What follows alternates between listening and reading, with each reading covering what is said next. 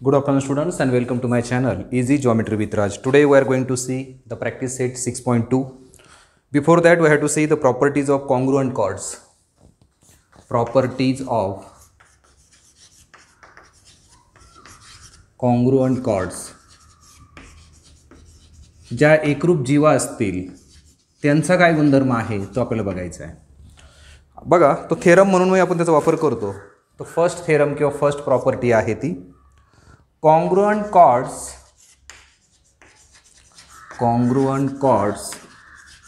of a circle are at equidistance from the center of the circle. From the center of the circle. याचा अर्थ काय तो समजून घ्या. जर समजा एक सर्कल आपल्याला दिलेलं असेल, suppose this is a circle having centre O and we have two chords. Suppose this is chord AB and this is chord CD. Both chords are congruent. If chord AB congruent to chord CD. Chord AB he chord CD बरोबर congruent आहे. O is the centre. तर ह्या ज्या congruent cord असतील ह्या centre पासून equal distance वरती असतील. इक्वल डिस्टन्स काढण्यासाठी या O पासून इथे एक परपेंडिक्युलर टाकावं लागेल. समजा आपण त्याला नाव दिलं P आणि इथून एक परपेंडिक्युलर टाकला त्याला नाव दिलं Q.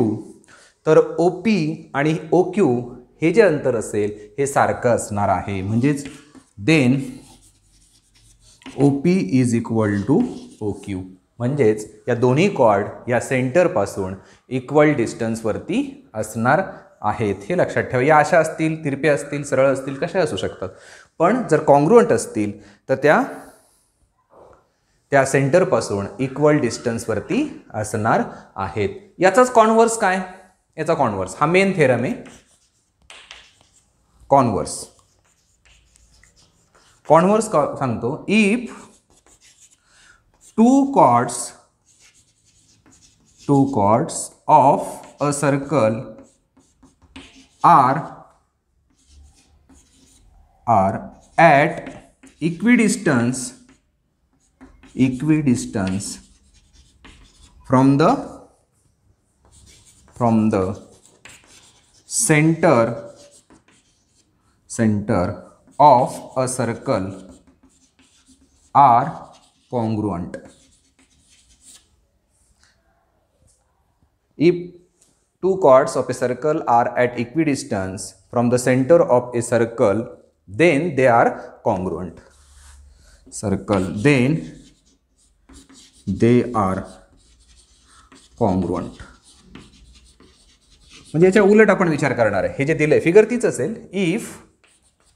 if OP is equal to OQ, then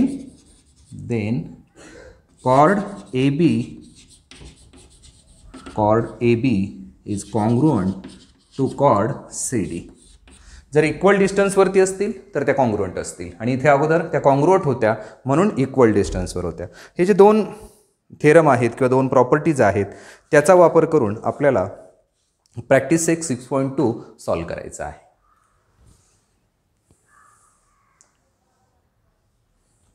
complete करत जा. व्हिडिओ मध्ये पॉज करायचा आणि ते लिहून घ्यायचं. ह्या दोन स्टेटमेंटवरतीच तो प्रॅक्टिस सेट डिपेंडंट आहे. ओके, चला बघूया.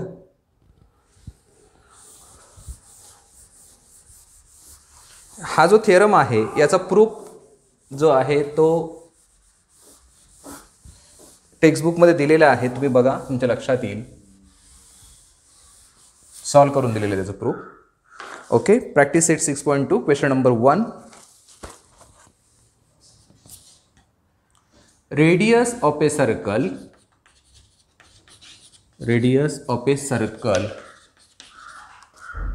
is 10 centimeter. There are two chords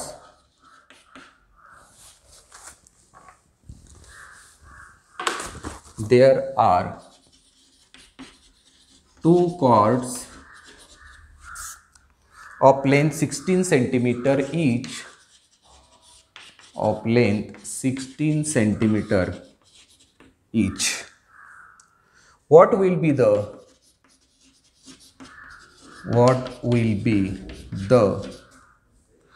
distance of these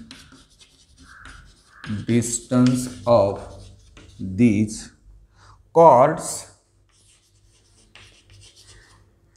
from the center of the circle,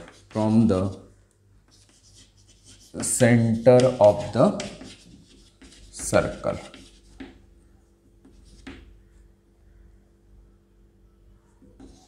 centre of the circle. काय दिलंय ते एकदा समजून घेऊया.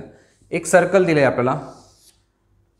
Suppose this is a circle having centre A. Then we have given two chords PQ and SR. Radius is given. So first draw radius R. म्हणजे इथे radius समजा इथे आपण एक हे काढला, परपेंडिक्युलर काढला. Draw AT perpendicular to SR. AT perpendicular काढलाय आपण. Therefore angle ATR is equal to 90 degree. आणि इथे जर आपण हे कनेक्ट केलं तर A सेंटर असल्यामुळे AR ही काय होणार आहे, रेडियस होणार आहे. AR is equal to 10 centimetre. नंतर there are two chords of length 16 centimetre each. म्हणजे कॉर्डची length PQ equal to SR is equal to 16 centimetre. आणि आपल्याला फाइंड आउट करायचे त्यांचं डिस्टन्स म्हणजे AT is equal to what. A perpendicular drawn from center to the chord bisects the chord. तो perpendicular bisect करण्याचं काम करतो. म्हणजे इथे TR is equal to SR upon 2 is equal to 16 upon 2 is equal to 8 centimetre. आता ATR हा right angle triangle असेल by using Pythagoras theorem. In right angled triangle ATR by using Pythagoras theorem PT काय होईल, AR square is equal to AT square plus TR square. Therefore AR जो आहे आपल्याकडे तो 10 centimetre आहे. 10 चा square is equal to AT माहीत नाही, AT स्क्वेअर प्लस 8 चा square. Therefore 100 equal to AT square plus 64. हा 64 मायनस करा, remaining 36. Therefore 36 is equal to AT square, take square root of both sides. 36 हा 6 चा स्क्वेअर आहे, 6 सेंटीमीटर इज इक्वल टू 80. म्हणजे हे जे डिस्टन्स आहे सेंटरपासूनचं त्या कॉर्डचं 80. आणि दोन्ही कॉर्ड कशा आहेत, कॉन्ग्रुअंट आहे. म्हणजे दोघींचं डिस्टन्स काय असणार आहे, सेम असणार आहे. The distance both chords are congruent. Both chords are congruent. Therefore the distance of these chords from center is 6 centimetre each. प्रत्येकीचं डिस्टन्स जे असणार आहे सेंटर पासूनचं ते 6 सेंटीमीटर असणार आहे. अशा पद्धतीने आपल्याला हे एक्झाम्पल सॉल्व करता येतं. लिहून घ्या.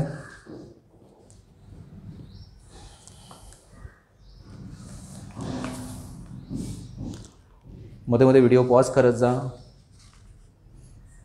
Okay, now see the second example. याच्या वेगळ्या पद्धतीने विचारलं जाईल. इथे डिस्टन्स विचारलं आहे सेंटरपासूनचं. आता सेकंड एक्झाम्पलमध्ये लेंथ ऑफ कॉर्ड विचारलं आहे.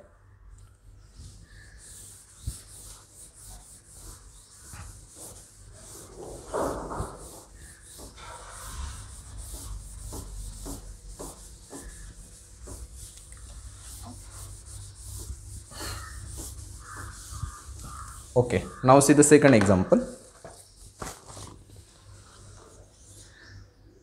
In a circle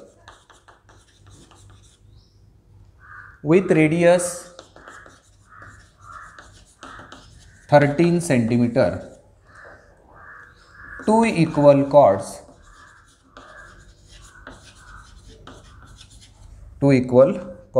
are at a distance of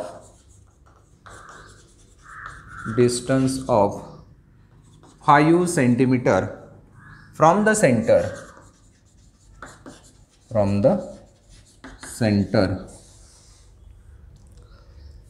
of the circle. From the center, find the lengths of the chords. Find the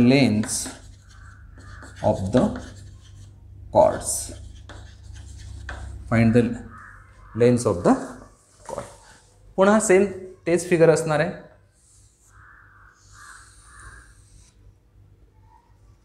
इथे समजा ओ म्हटलं आपण, ही एक ए बी घेतली, इकडे ही सी डी घेतली. ओके, मग आता इथे आपल्याला देताना रेडियस देऊन ठेवली आहे आर इक्वल टू, आता इथे आपण एक परपेंडिक्युलर ऑलरेडी दिलेलं असेल कारण परपेंडिक्युलर डिस्टन्स देऊन ठेवलं आहे. परपेंडिक्युलर डिस्टन्स जे आहे, मग आपण इथे जर हे कनेक्ट केलं तर ओ बी रेडियस होते R equal to O B equal to 13 centimetre आणि डिस्टन्स आहे सेंटरपासूनचं, that is O E is equal to 5 centimetre and find the length of the chord. मग आपल्याला फाइंड करायचं आहे A B equal to C D equal to what. मग आता इथे हे परपेंडिक्युलर आहेच ऑलरेडी कारण परपेंडिक्युलर डिस्टन्स दिलेलं असतं, म्हणून O E is perpendicular to A B. हे गिवन असणार आहे. हे काय असणार आहे? Given. Therefore in right angle triangle OEB by using PT Pythagoras theorem आपण त्या ठिकाणी वापरतोय. OB square equal to OE square plus EB square. Value put up करा. OB म्हणजे रेडियस आपल्याला दिली आहे 13 square is equal to OE म्हणजे डिस्टन्स 5चा square plus EB square. Okay, 13चा स्क्वेअर म्हणजे 169, याचा 25 प्लस EB स्क्वेअर. हा 25 मायनस करा, उरले 144. दोन्ही साईडचं स्क्वेअर रूट घ्या. 12 centimetre is equal to EB. EB जो आहे तो 12 सेंटीमीटर येणार आहे आणि हा परपेंडिक्युलर जो आहे सेंटरमधून टाकलेला हा कॉर्डला बायसेक्ट करतो, म्हणजे याचं जेवढं डिस्टन्स असेल तेवढंच AEचं असणार आहे. Therefore a perpendicular drawn from centre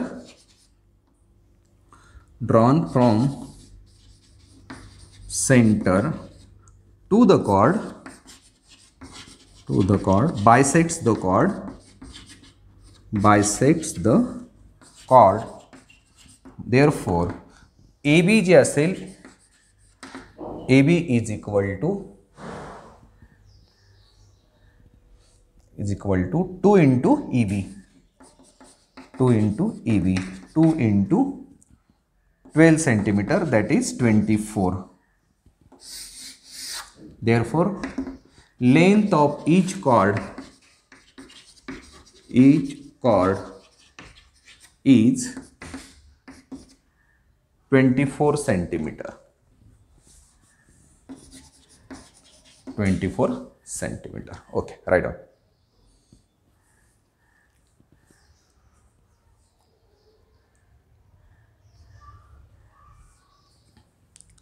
मध्ये मध्ये व्हिडिओ वगैरे पॉज करत जा, म्हणजे लिहायला थोडा वेळ मिळेल.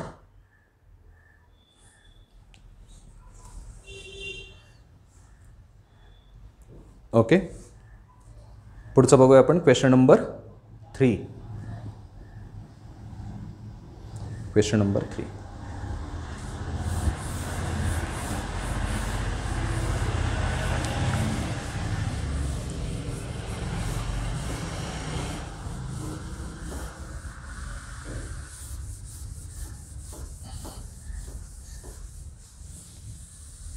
क्वेश्चन नंबर 3 मध्ये काय विचारले ते बघा.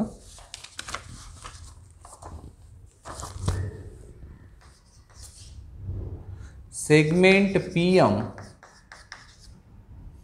and segment PN are congruent chords of a circle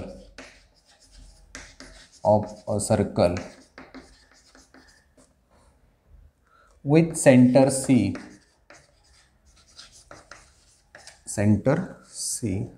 show that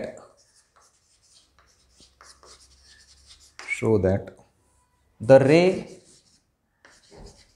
PC is the bisector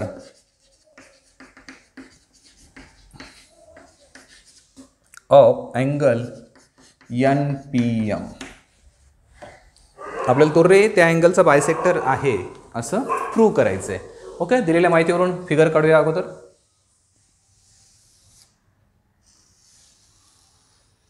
या पद्धतीने आता यांचं एक पॉईंट कॉमन आहे, पी कॉमन आहे. मग समजा आपण असा विचार केला, इथे पी आहे, इथे एम आहे, इथे एन आहे. Segment PM and segment PN are congruent chords of a circle with center C. इथे आपण ठेवतोय centre C. Show that the ray PC is the bisector of angle NPM. मग आता काय काय दिले बघा. Segment PM is congruent segment PN. Okay, नंतर C is the center. Then we have to show that this ray PC is the bisector of this angle. म्हणजे हा angle आणि हा अँगल कॉन्ग्रुएंट आहे असं आपल्याला दाखवायचं आहे. MPC is congruent angle NPM. हे आपल्याला प्रूव्ह करायचं आहे. ओके, त्यासाठी कन्स्ट्रक्ट करूया. Draw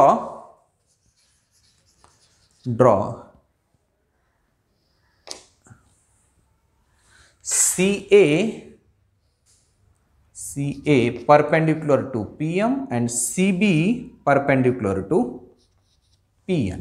Draw CA perpendicular to PM and CB perpendicular to PN. हे आपण ड्रॉ केलं.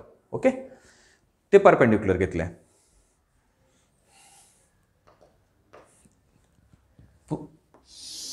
हे कन्स्ट्रक्शन झालं आपलं. आता आपण प्रूफ करतोय त्याचं. प्रूफ करताना किंवा प्रूफ देताना, सिद्ध करताना आपला असा विचार करायचा आहे की जर ह्या दोन कॉर्ड कॉन्ग्रुएंट असतील तर त्या सेंटर पासून इक्वल डिस्टन्स वरती असतील. Segment PM is congruent segment PN given. मग congruent chords are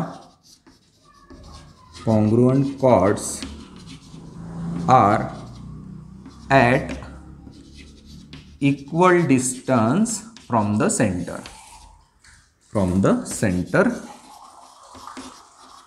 म्हणजेच हे जे डिस्टन्स आहे CA is equal to CB. Equation number याला 1 म्हणा, फार झालं तर याला 2 म्हणा. ओके, आता दोन राईट अँगल ट्रायंगलचा आपण विचार करतोय. इन राईट अँगल ट्रायंगल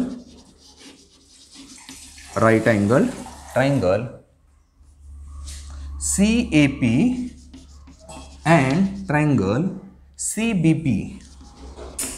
ह्या दोन राईट अँगल ट्रायंगलचा जर आपण विचार केला तर त्याच्यामध्ये ह्या दोन साईड कॉन्ग्रुएंट आहेत बघा, ही आणि ही. त्याचबरोबर PC ही साईड कॉमन आहे आणि PC ही साईड त्यांचं हायपोटेनस आहे.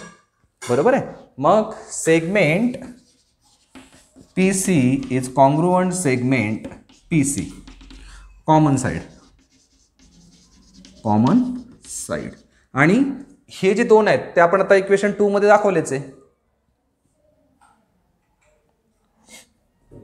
सेगमेंट PC झाल्यानंतर CA, segment CA congruent segment CB from equation 2. Therefore, triangle CAP is congruent to triangle CBP. कोणती टेस्ट असणार आहे? हा हायपोटेनस आहे आणि ही साइड आहे, म्हणजे hypotenuse side congruency test. Hypotenuse side congruency test. आणि जेव्हा दोन ट्रायंगल कॉन्ग्रुएंट होतात त्यावेळेस त्यांचे उरलेले जे करस्पॉन्डिंग घटक असतील ते कॉन्ग्रुएंट असतात. मग उरलेलं काय काय? हा उरलेला अँगल कोणता? APC is congruent to angle BPC. आणि आपण याला कारण देऊ शकतो corresponding angles of congruent triangle CACT. आणि APC जो आहे त्यालाच आपण म्हणू शकतो MPC. That is angle MPC is congruent to angle NPC. आणि तेच आपल्याला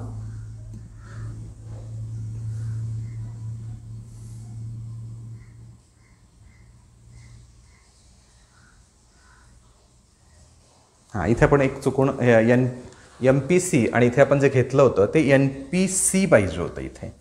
ओके, M नाही NPC. ओके, तर अशा पद्धतीने आपल्याला तेच प्रूव्ह करायचं आहे, हे लक्षात ठेवा. तो NPMचा बायसेक्टर दाखवायचा होता, म्हणून इथे लिहिताना आपल्याला NPM नाही घेता येणार, तर इथे NPCच घ्यावा लागणार आहे. तर अशा पद्धतीने आपण हे थेरम प्रूव्ह केला आहे. प्रॅक्टिस सेट 6.2 आपण कंप्लीट केला आहे. पुढचा जो टॉपिक आहे किंवा पुढचा जो एक प्रॉब्लेम सेट आहे तिथे आपल्याला कंपास बॉक्सची गरज पडणार आहे, कारण तो कन्स्ट्रक्शनवरती डिपेंडेंट आहे. तर पुढच्या लेक्चरला तुम्ही कंपास बॉक्स तयार ठेवा. आज आपण इथेच थांबतोय. जे विद्यार्थी नवीन असतील, त्यांना टीचिंग आवडलं असेल, ते नक्की चॅनल सबस्क्राईब करा आणि बेल आयकन प्रेस करा. Okay, thank you.